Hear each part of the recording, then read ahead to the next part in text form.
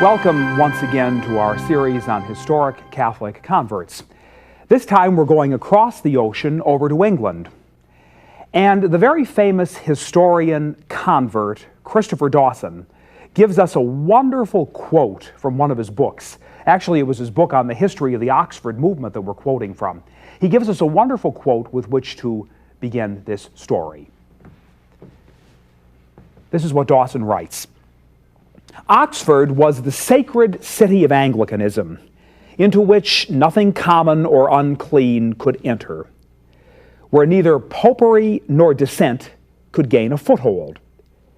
It was inefficient, cumbersome, out of date, but it was beautiful. More beautiful, perhaps, than any other place in an England which was still rich in beauty. And consequently, it could still inspire loyalty and affection. Dawson is speaking in that quote of the ancient medieval university city of Oxford. Now, we are in the period of the 1830s. By the 1830s, Oxford University in England had been around for a long time. It had been around for centuries. By the 1830s, the Protestant Reformation was almost 300 years old. So Anglicanism had been around for almost 3 centuries. Oxford University, quite naturally, was a strong, strong bastion of Anglicanism, of the Church of England. So we have something which is medieval in its historical tradition, and it is the center, has been the center of Anglicanism now for some 3 centuries. This is the Oxford University to which we will turn, because in the 1830s, something very significant happened at Oxford University, a movement that was going to change a great deal of the religious history of England. What occurred is called the Oxford Movement. Now, to understand the Oxford movement and what it was all about and what it tried to do, we first of all have to look at a little bit of background. The points of background we have to keep in mind would be 3. The first point of background is the French Revolution. French Revolution was probably about 50 years earlier than the period we're at now. The French Revolution was an attack on the church, and it was an attack on the monarchy. Now, you have to understand people who are in England looking at events going on across the channel over there in France. Well, they're looking with horror. They can't believe what's going on in France. If you were born and raised in England and you were a patriotic Englishman, British patriotism meant absolute loyalty to the monarch and absolute loyalty to the Church of England. The two were absolutely intertwined. Now, here we have a movement in France which is tearing down the church and which is tearing down the monarchy. Well, the British can't believe this. They're looking at events in France with horror. How can these people be so foolish and so stupid? That's the first thing we have to keep in mind. It really reinvigorated the whole idea of national patriotism in England. Loyalty to the monarch, loyalty to the British government. The second point of background we have to keep in mind is this. This patriotism, this strong British patriotism, had a very vital component part to it. And that was a hatred of popery, a hatred of Roman Catholicism, a hatred of everything that was Catholic because it was foreign, and a hatred of everything that was foreign because it was Catholic. It was just ingrained into you if you were born and raised in the England of that time. And the final point of background we have to keep in mind is this. There was in England at this time a very close relationship, a very close union, if you will, between the monarchy and the conservative, Tory, high church party. Now, what do I mean by the high church party? I simply mean those political conservatives who were members of the Tory party who belonged to that element of the Anglican church we call the high church. It would be the element of the church which most closely resembled Romanism. They kept all the vestments, and they kept the liturgy, and they kept the doctrines, and they kept the hierarchical structure and so forth. They would be high churchmen. And if you were a Tory and you were a conservative, you were usually a high churchman. Now, the conservative, Tory, high churchmen enjoyed all kinds of government patronage in England. They were very, very close to the king. This had been going on, as we say, since the reign of George III.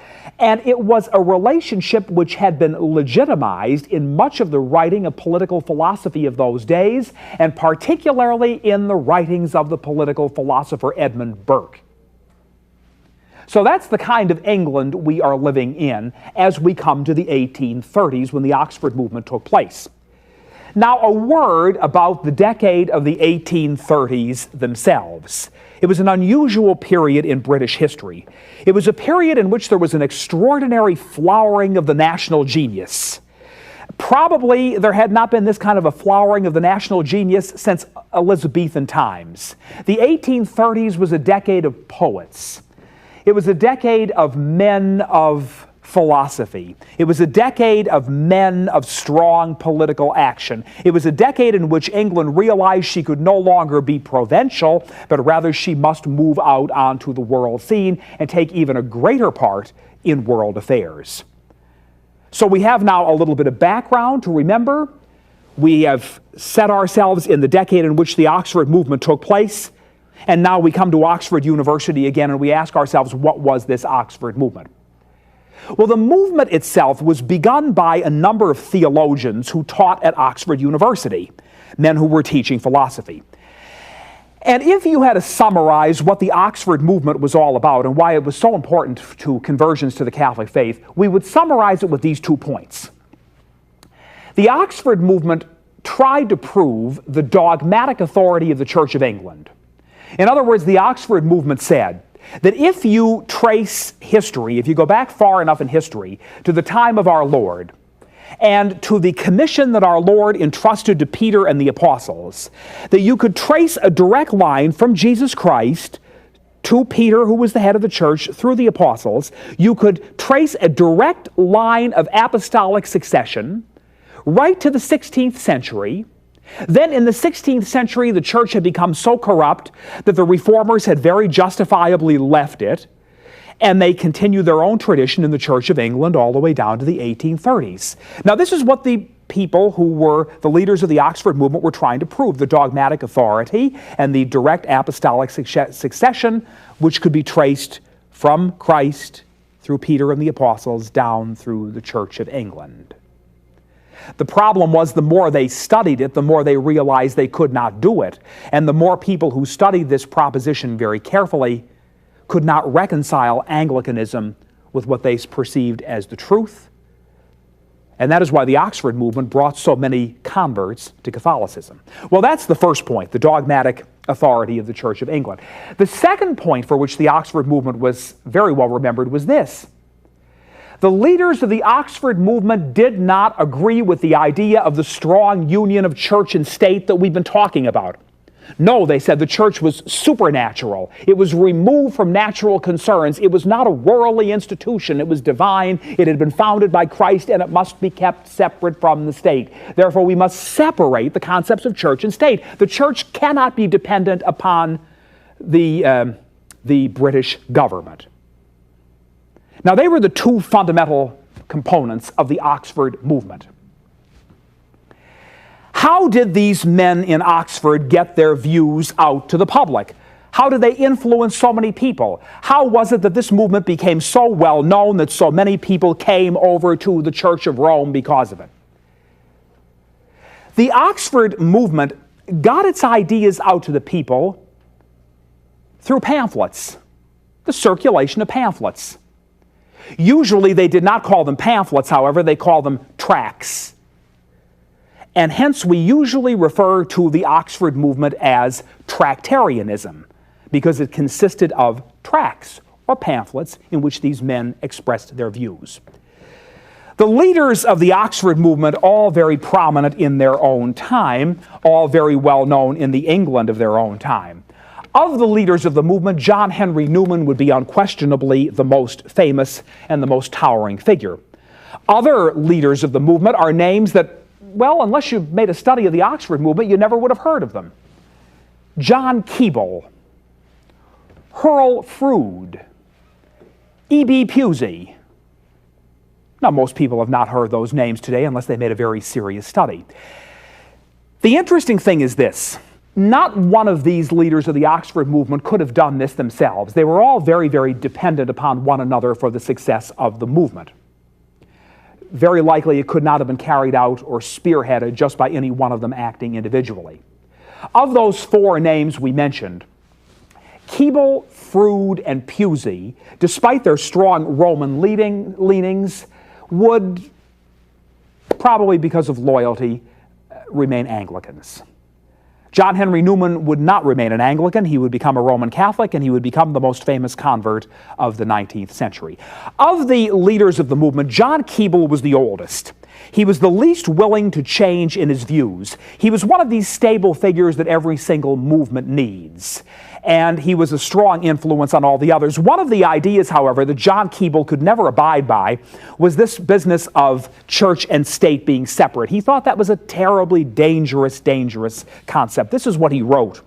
Obedience to rulers and magistrates is, in his judgment, who cannot err, namely God, as sacred a duty as filial obedience. No amount of public or private good would justify a subject in violently resisting authority, except in such an extreme case as would justify a child in violently resisting a father or mother.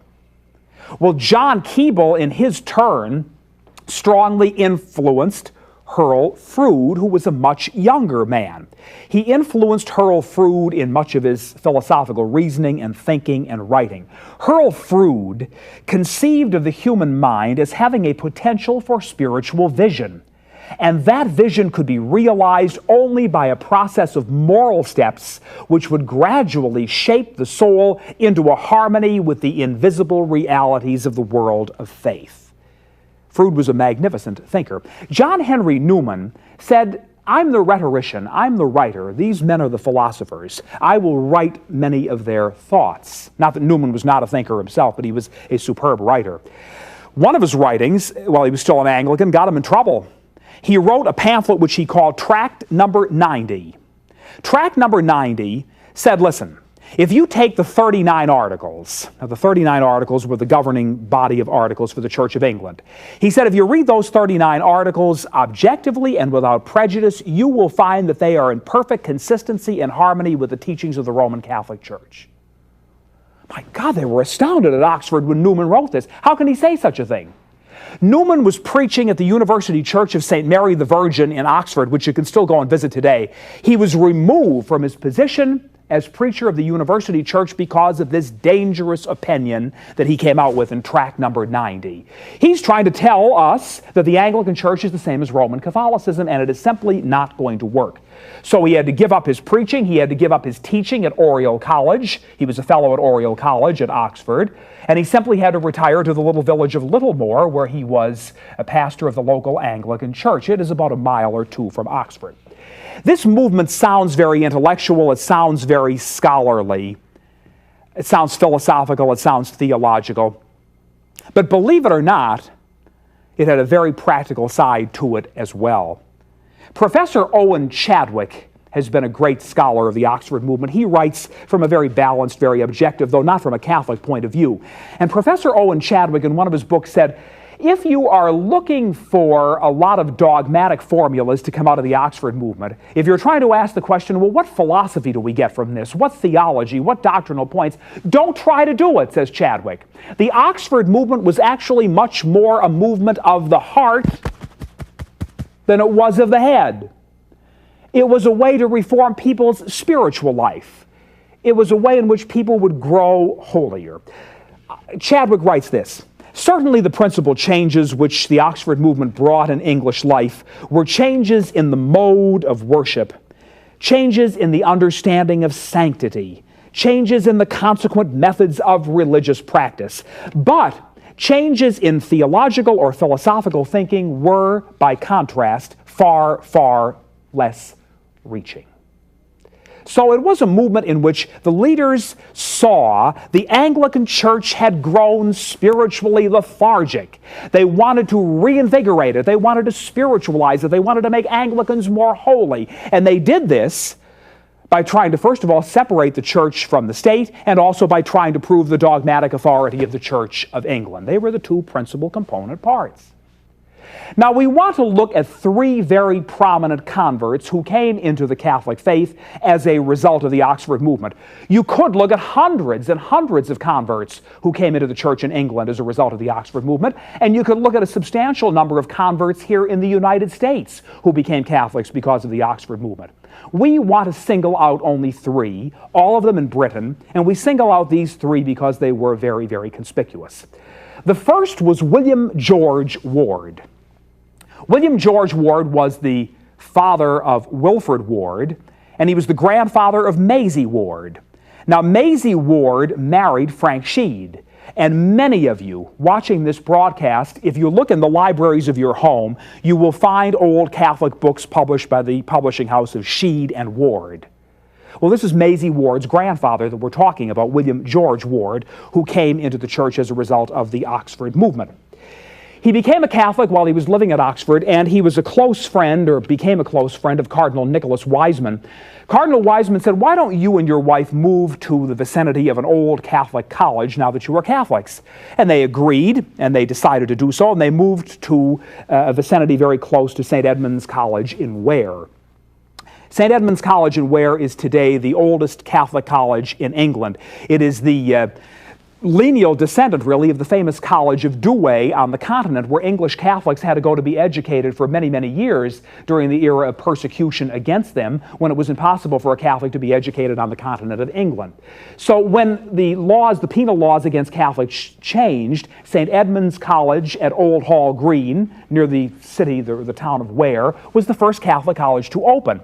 And so today it is the oldest. Well, it was to that little college town that William George Ward and his wife went and settled after they had become Roman Catholics. William George Ward was a brilliant, brilliant intellect himself. He was a rather large man physically. He once wrote about himself, "I have the mind of an archangel in the body of a rhinoceros." Now that would have been an interesting man to see. The mind of an archangel in the body of a rhinoceros. One of his biographers wrote this, "Few more powerful intellects passed through Oxford in his time, and he has justified his university education by his distinction since, both as a Roman Catholic theologian and a professor, and as a profound, profound metaphysical thinker." William George Ward was the founder of the Dublin Review. He began that publication in 1878, and the Dublin Review was fiercely, fiercely loyal to Rome. Certainly among the converts who came in as a result of the Oxford movement, William George Ward would have been one of the most conservative, one of the most right-leaning of the converts. His granddaughter Maisie Ward once wrote this about him: "He would have liked constant and daily guidance from Rome, a papal bull every morning, with his London Times at breakfast."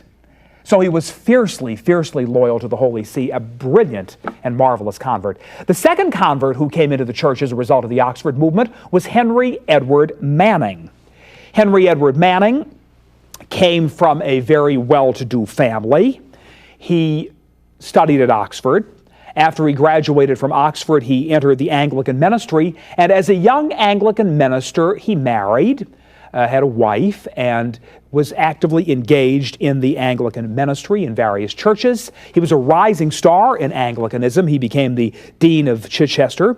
And after he became dean of that famous church, he wrote a book which was called The Unity of the Church. He wrote that in 1840.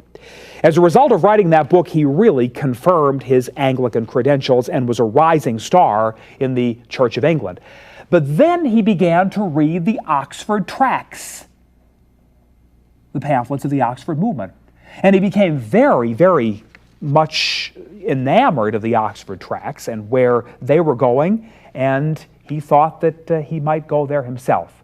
But he was not ready in 1840. In fact, in 1845, when John Henry Newman became a Catholic, Henry Edward Manning wrote an article rather sharply critical of Newman's desire to convert. Even so, he admitted in his private letters to friends that he found many of the Roman claims very hard to refute. And he did shock the establishment. Manning did, when he did ultimately convert to the Roman Catholic faith. Manning's conversion was not the result of theological or historical research, as John Henry Newman's would be, but rather it was his basic perception of the weakness of the Anglican Church, especially the subservience of the Anglican Church to the government. That is something that he could never abide by. Well, Henry Manning became a Catholic. His wife had died, by the way, some years earlier. So he went eventually and studied for the priesthood, was ordained a Catholic priest, rose very quickly in the church, and he became the Cardinal Archbishop of Westminster, England. Can you imagine that? A former married Anglican clergyman rose to become the Cardinal Archbishop of Westminster. He, throughout his years in Westminster, devoted himself to convert making. One of his closest friends, you know, was Florence Nightingale. Florence Nightingale came very close to becoming a Roman Catholic. She wrote this. She said, "In Germany, they know why they are Protestants. I never knew an Englishman who did. And if he inquires, he becomes a Catholic." We don't know why Florence Nightingale herself never became a Catholic. She was very close. She served in the Crimean War. God knows why. But she was terribly, terribly close. She did not, but she always expressed a desire to want to become a Roman Catholic. And our final convert today that we want to talk about from the Oxford movement is a gentleman by the name of Frederick William Faber. Frederick William Faber was born in 1814. He was the son of an Anglican minister in Yorkshire. He went to Oxford. He listened to Newman preach in the University Church in Oxford, and he very quickly became a Newmanite. He entered the Anglican ministry. He was assigned to a church in Elton. And in 1844, Faber wrote these words to Newman. He said, "I seem to grow more Roman daily, and almost to write from out of the bosom of the Roman Church instead of from where I am. I suppose I am not going on as I ought to do, for our system seems to me more and more to enervate me, to bring me down. And I sometimes get a glimpse of a state of mind which would view my position as a parish priest as that of a man telling a lie to his people." He could no longer stay a parish Anglican priest. So he decided, Frederick William Faber, that he must become a Catholic as well. He was a great friend of the poet William Wordsworth. Wordsworth wrote to him and he said, "I'm not going to tell you that what you are doing is wrong, but England is losing a poet." Well, Wordsworth was wrong. England was not losing a poet. Frederick William Faber became a Roman Catholic priest. He became an Oratorian of the Congregation of the Oratory founded by St. Philip Neri.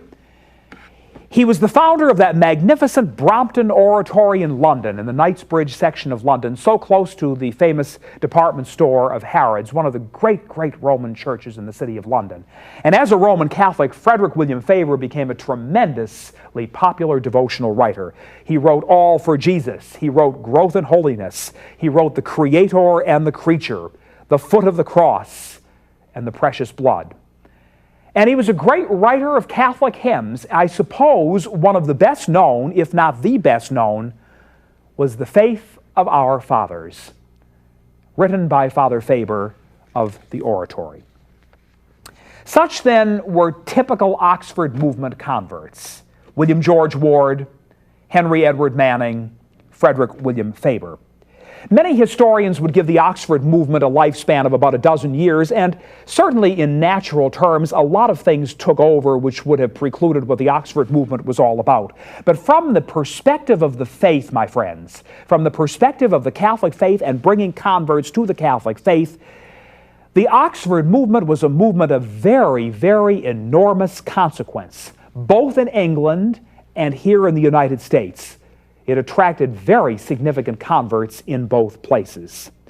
Surely one of its greatest claims to fame was that one of its leaders, both as an Anglican and a Catholic, was the most towering intellect of the 19th century. His name was John Henry Newman, and it is him to whom we will turn in our next broadcast.